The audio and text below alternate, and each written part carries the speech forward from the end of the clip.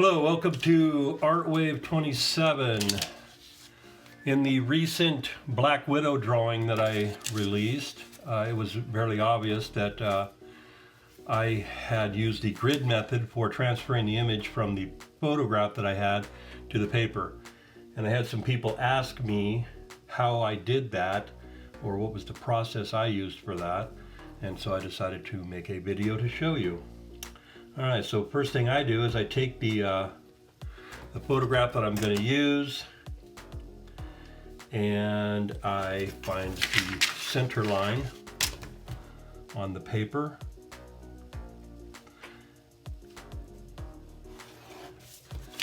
And I find the center line in the other direction, and it helps to make sure that the photo that you're using is centered on the paper. You can do that in your photo editing program before you print it.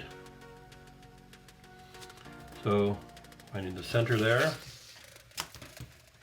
not too hard. There. Now the squares that you use determines how much control over you have it over here. But the thing of it is, the more squares you use here, the more squares you got to put here, the more erasing away of squares you have to do over there. So I generally go with as few squares as I need just to get the proportions. That's really all I need, is just the proportions so that I know that the sizes are in the right place. So with this one, I think I'll go with an inch. That's smaller than I would probably normally go with, but just for the sake of this video, I'll go with an inch. So then you start from the center out, you make lines to where it covers the image. Goes out beyond the image at least a little bit. Draw the lines on there. You have to make sure that you get your lines even, and I'm going kind of quickly so I can make this video, but if you're really doing this, you want to make sure you get all your squares nice and even. It will throw your proportions off if your squares are off. They do have to be square. With that said, you can actually use that to your advantage if you want to make something look taller than it is, or if you want to alter the proportions at all, and I've done this before in the past, and it works out pretty good actually, is you make the grid with 1-inch squares, and then vertically on the paper you make the squares not square. You make them like 1.25 inches tall or 1.5 inches tall, which will change and then if you draw that with the grid method I'm going to show you right now, it will actually change the proportions. And I've done that before in the past, where if I wanted something taller, you can even be selective as to where you put those bigger squares or distorted squares. I was drawing a girl one time and I wanted her legs to be really long, so down at her waist area I made the squares progressively longer, and so that when I drew out the legs they got longer. Okay, so now I've got that all gridded out, and now you go to your paper that you're working on, and starting from the center again, you find the center. So there, and there. Okay, I'm going to probably put a gap in here, right here, just so I don't have to, to sit here and watch me draw all these squares. But just in case I decide not to put a gap in the video, I'm just going to go ahead and keep talking. Okay, so now you can see I have 3 squares from the center out to the edge there. So how big do the squares have to be so I can fit 3 of them in here? And that is, well, I got 7 inches. So I could go 2 inches, 2 inches, and 6 inches. So I'm going to double the size of the original picture by going with 2-inch squares here. So I've got 1-inch squares on my original photograph that I'm working from, and I'm going with 2-inch squares here. So that will double the size of the thing that I'm drawing. If I went with 3-inch squares, it would triple the size of the thing that I'm drawing. Now, just in case I stopped the video so you didn't have to watch me draw all those squares to make the video not so long, welcome back. I got done drawing the squares, and now I'm ready to put SpongeBob in there. Now, where you start is, and the way I start, you got to orient yourself to, what you're doing. Make sure you're going to the right squares, and make sure you're going to the right things. So you got to count up and over. And I try to find the spots that's closest to a corner, all the spots that are closest to a corner, so that I can mark those out first. So I go 2 up and 2 over, which is right here, and it's just a little ways off the corner right there like that. So I just go like that. That line actually follows this line right across like this, over to about almost halfway, not quite halfway, on the second one over. So I'm going to make a mark right at the halfway port, and then I'm going to come back just a little bit right there. So that's where the corner of his pants are. And you can even bring that up. And as you can see, his pants don't go to the top of the next square.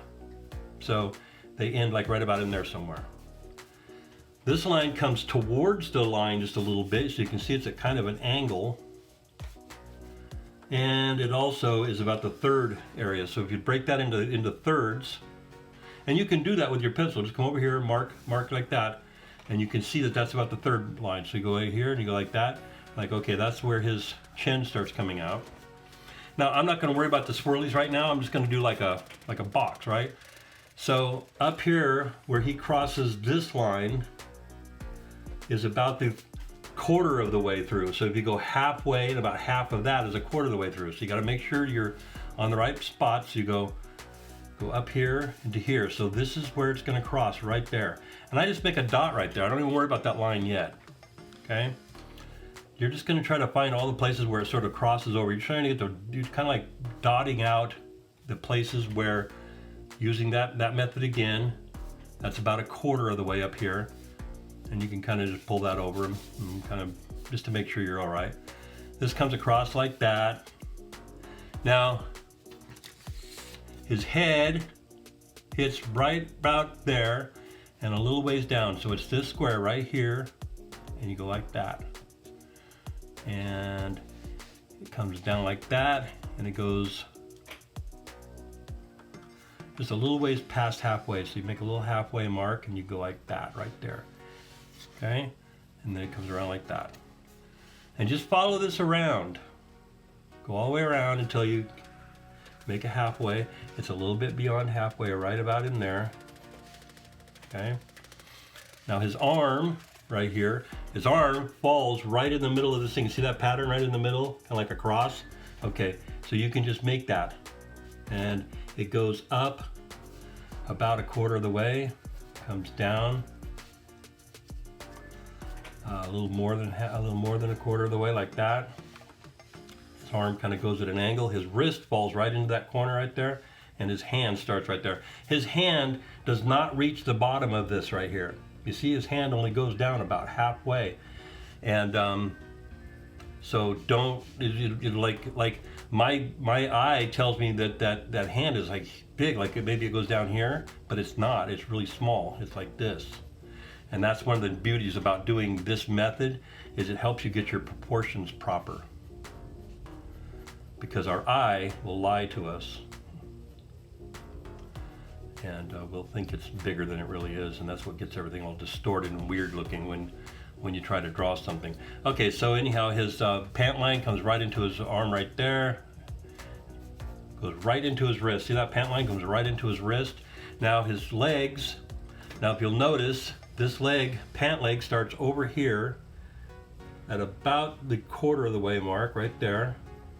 Comes around, and I'm looking right now, watching it, how low it's coming to his thumb. His thumb's right there, going like that, all right? The other leg is like right about here.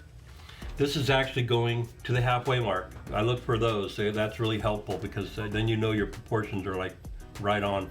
See, that's another thing. My eye is looking at that, and trying to tell me that these pant legs are bigger, but they're actually small. All right, so the legs come down. Now look at this shoe. That little corner right there, you see that little corner right there? It's right on the line, and it's right about in here. You pull that around. I'm making them just slightly bigger than it's supposed to be, I think, but that's fine. It's okay to change the proportions as long as you're doing it on purpose and as long as you're making a conscious decision to do it. I mean, you're the artist, you're the creative person. I mean, really, there's no rules that says you have to do anything any certain way. It all depends on what you want. All right, so the corner of his body is right here, and this line goes up to that line, and there's a slight curve to it, so just like that. There you go. Yes, the sound effects are necessary for drawing. Okay, now his tie is right on the edge of this one, but not down to his bottom of his pants leg, or whatever that is. Anyway, so his tie is like right there, and it doesn't come to the bottom. It's just a little thing like that. Boom. There you go. His other leg follows right along the edge of that line. Now, once you get to this point, you can start lining things up to each other. You know, it's just pretty simple when you get here. It's, you know, the whole point of this is to get your proportions proper and good. Like, you know, his shoes need to be the right size. I'm making them just slightly bigger, and it's probably just because of everybody has their own like natural style that wants to come out, and I do tend to kind of exaggerate things. I like to exaggerate appendages and, you know, arms, legs, feet, stuff like that. I think it looks more like dynamic. All right, so if you look, his wrist is right into that corner right there. So you can just go like that, come across. There you go. This is curving out and coming in, and it's right about the halfway part. So I'm just gonna make a halfway mark right there. His finger is touching right about there, and his hand is just kind of doing one of these. His thumb is coming around like that. There's a little bit of a gap, and then his finger is going right up to there.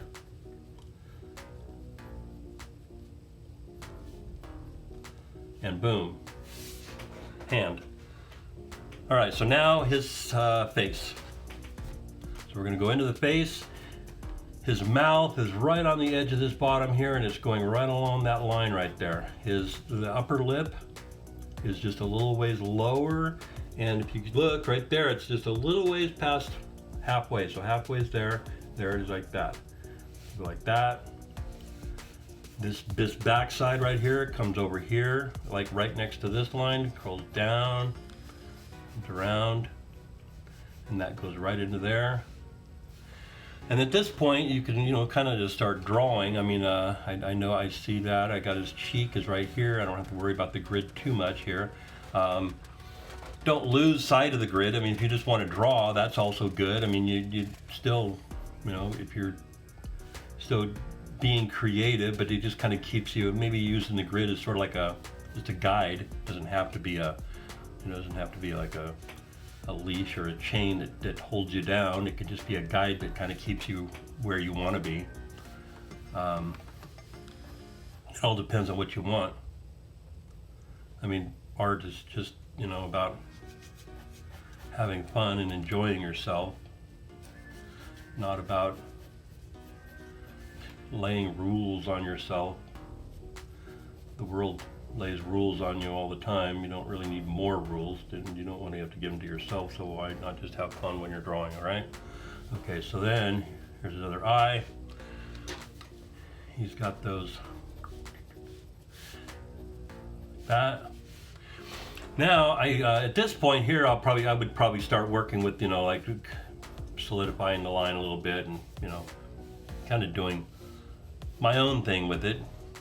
Not really, it all depends. Like I said, it really comes down to what you want. Like me, I kind of like to do my own thing a little bit sometimes, so I'm not really worried about how exact it's like, you know, the picture. With the Black Widow picture, I wanted it to look exactly like her. I wanted it to look like the photograph, and I realized that it doesn't look like Scarlett Johansson. Portraits are really hard, and I used to do portraits, but they are difficult. And I just wanted it to look like a girl. And I'll tell you what, drawing a face that small with a pen and ink is really challenging, especially a girl's face. So anyway, so just finishing out his belt here, and as you can see, I've got him on there now. So you can see he's about twice as big. All right, and there you go. That's how you do it. If you have any questions, put them in the comments. I will answer them for you. And if you come back to this channel, if you subscribe and come back to this channel, I will have another video of me finishing this drawing in a really cool, different sort of way. All right, great.